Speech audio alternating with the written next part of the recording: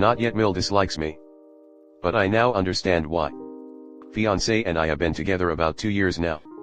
I always had a hunch that his mom didn't like me because we come from two very different worlds. But she was always respectful and kind to me, so of course I was towards her as well. No issues, that I was aware of, up until a couple weeks ago. Mill planned a last-minute weekend trip, invited my fiancé and I, but we both have full-time jobs and cannot take multiple days off with a week's notice, so we were unable to go, but appreciated the invite. Since we weren't able to go, his mom and sisters saw that as an opportunity to ask us to dog sit his sister's dog. This sister in particular said some pretty hurtful stuff to my fiancé a few weeks prior, and when he confronted her about how it made him feel, she completely ignored him. So my fiancé decided to decline for that reason, as well as the fact he had been traveling for 8 weeks straight for work and was exhausted and just wanted a weekend to relax and unwind. Well, his mom asked him about 10 more times. Each time the answer was still no. Then his sister asked, again, answer was still no. They all had a meltdown about how he was ruining their trip because of this and hurting his mom. This all really hurt his feelings, of course.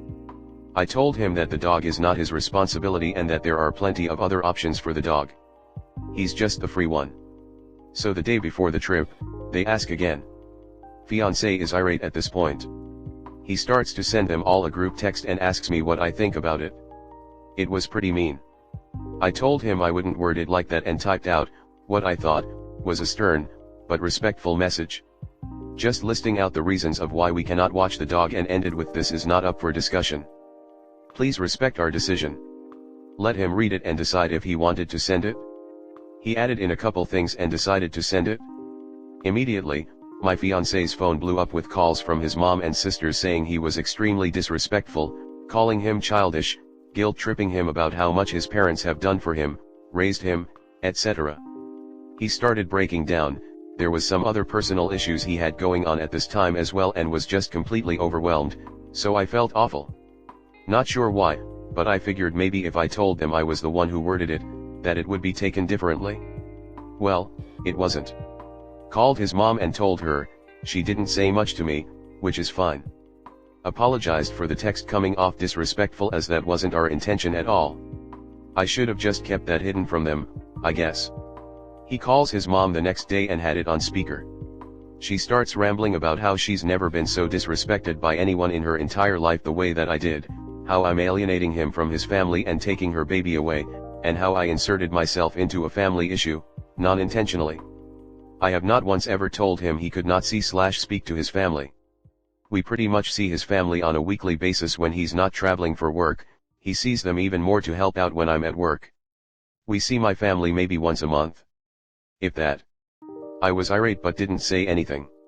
Just went to the room and cried because I was angry. I'm the type of person who can handle confrontation. If someone has an issue with me, I would prefer they come to me and talk about it, and vice versa. Most problems can be easily solved with simple conversation. I was upset that she never told me she had an issue with me. I'd been racking my head all week trying to figure out why she would say that. I knew she was upset about my fiancé standing his ground. And I will admit to encouraging him to set boundaries with his family because they take advantage of him to the point of him being emotionally/physically exhausted and overwhelmed. He says no one time and the whole world is on fire. Well, I had a talk with my fiancé the other day. We moved in together about a year ago. I was having to start from the ground up with a new job to build clientele, so I was really struggling with money for a bit, even working 2 jobs 6 days a week. During that time, he broke down to me about how he was in credit card debt and drowning financially, brought up how I rarely cook or clean and need to make more money. Again, I was working 2 jobs. Wouldn't get home until 10 at night most days. I was exhausted just scraping to get by. So I cut out a lot of things financially, even though I wasn't doing much in the first place.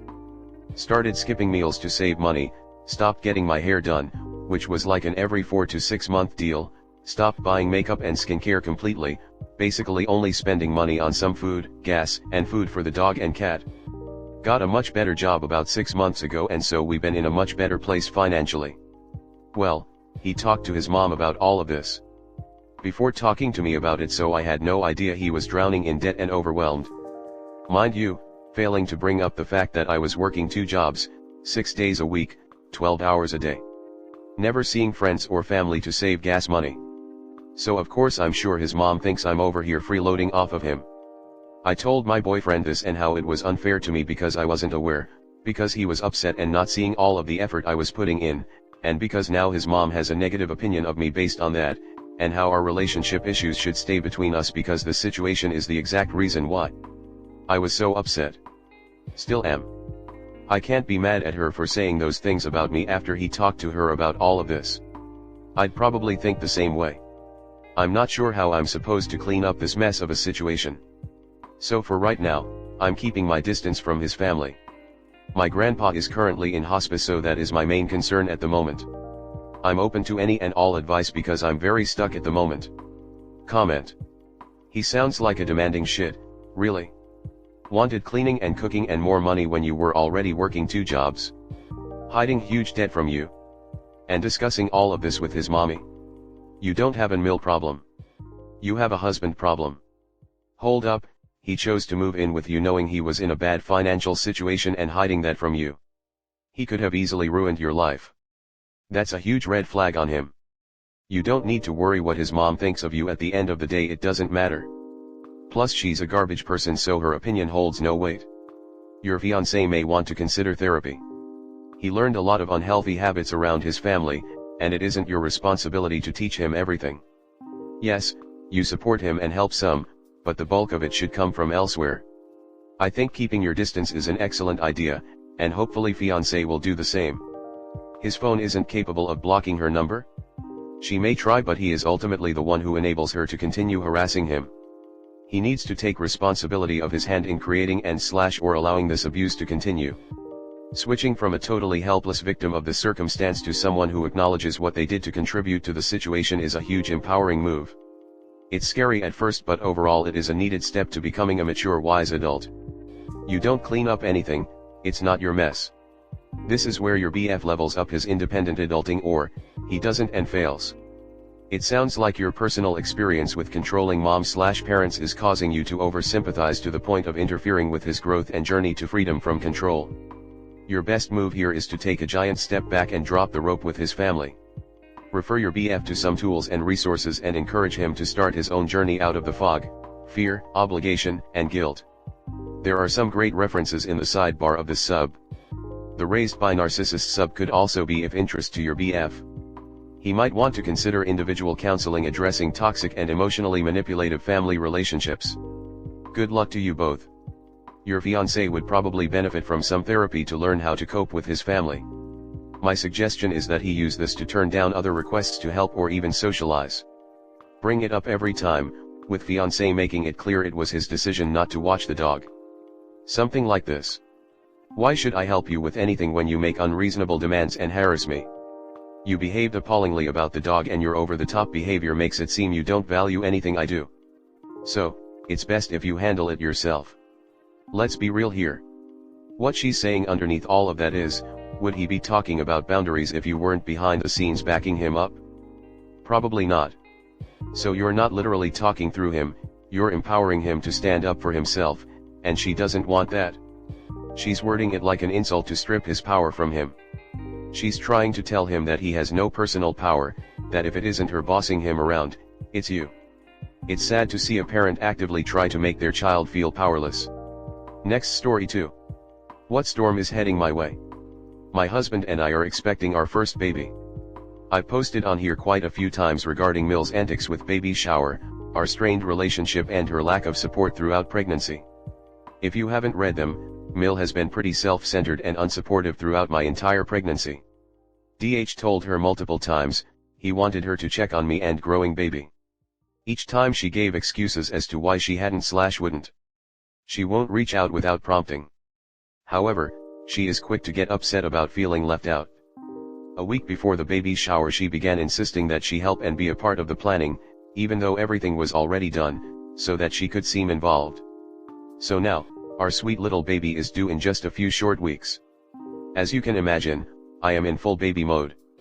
I am exhausted, slightly stressed, and super excited all at once.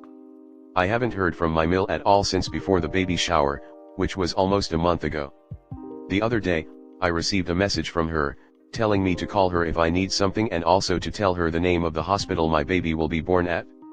I told her that my mom and husband have been amazing supporting me, so I don't really need anything. I also skirted around the hospital question, but just giving a general city but not the actual hospital name/location.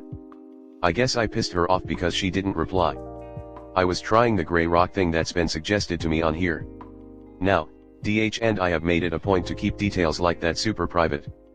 We do not plan on having anyone, outside of my own mom, at the hospital before, during, or after the birth. We might let the grandparents pop by during our last few hours at the hospital for a super short look, but don't touch peek at the baby, but that's a big maybe. Our biggest concern is a safe delivery, keeping baby safe and helping me heal. Our baby is being born during RSV/cold/flu season and we are concerned. A few days after our brief text exchange, DH gets a phone call asking about the name of the hospital. He didn't tell her but said he's glad she brought it up because he wants to make sure it's clear we aren't having many people around. She asked him why we would do that and he explained our concerns about baby's health. She said, well, I want to be at the hospital. I'm going to be there. You can't cut me out. He again explained it's not about cutting anyone out but about the safety of the baby. She told him that we are actually doing more harm than good if we don't let the baby get exposed to different germs right away. DH sensed this convo was going nowhere good, told her we could talk about it later and hung up. I told him we need to call back now and put our foot down. He wants to wait for things to cool off and then send a message to his entire family so they all hear the same thing, not a twisted version from Mill. I don't want to fight for boundaries and respect regarding my child. We are already pretty low contact. Going NC is not an option we're ready to explore. What storm is heading my way and how do I peacefully shut this down? Comment. This is way easy. Just don't tell anyone until you've already had the baby. Seriously, it's that easy. You don't say anything at all that you're in labor. Go to the hospital, have your kid, go home, and relax. Then you can tell folks.